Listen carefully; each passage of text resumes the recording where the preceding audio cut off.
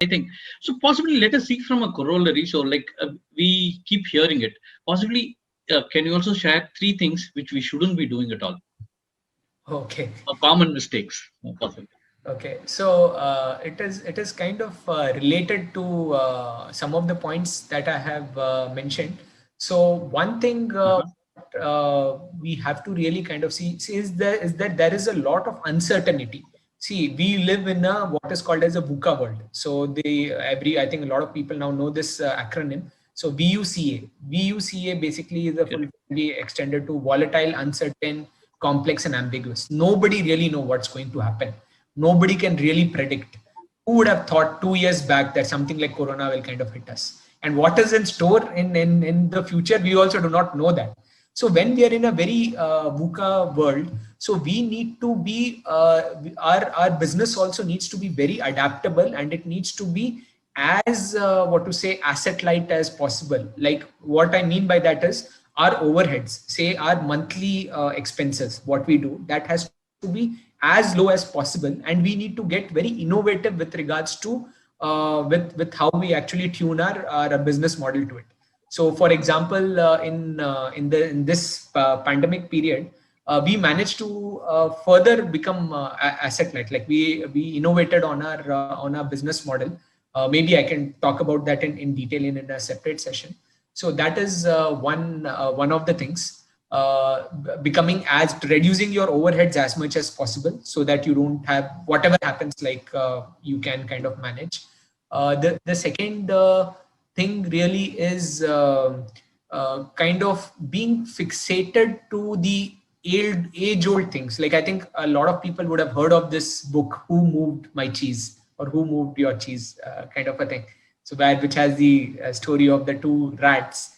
So the markets are changing, and we have to be adaptable, and we have to go outside our comfort zone. If things were happening in a way, like this is particularly relevant for people who were having, let's say, businesses which had a lot of footfalls. Let's say they had a store in a mall, or they had a store on the high street.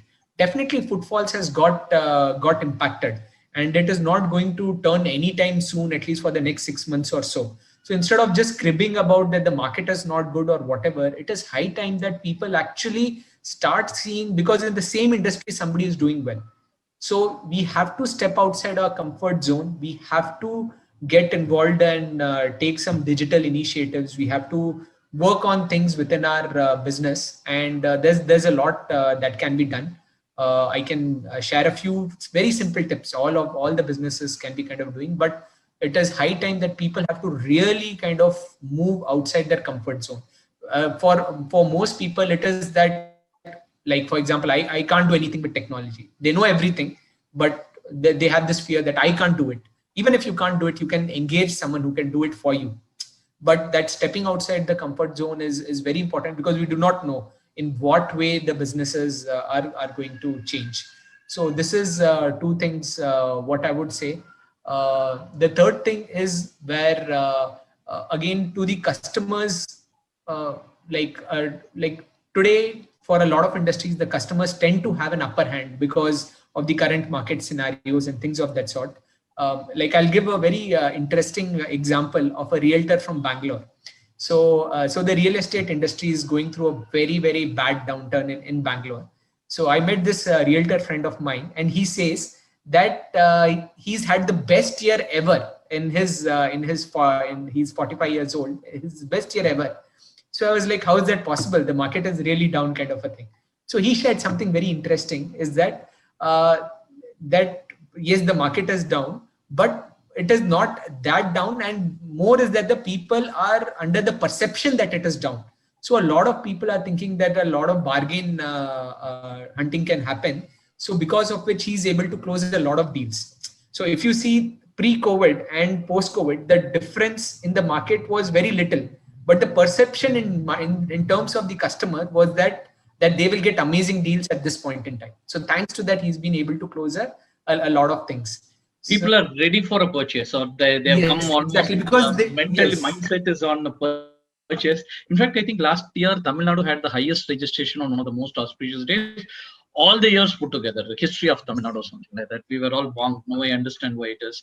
So the customer is almost ready. He's Yes. jumping into and he's looking for. Because see, we have to understand, see, we Indians, like we love a great deal. We love a great this thing.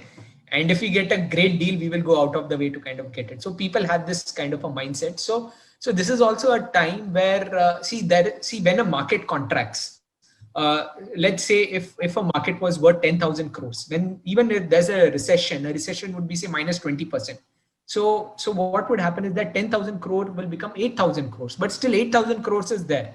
And as an SME or an MSME, we just want, let's say 50 crores or 100 crores of that particular market. So we just need to understand the pulse of the customer, and we need to make them feel important, kind of a thing. And I'm sure like there is a market, there are people who are still buying things, and there is a market in almost every industry. So we just need to focus on that.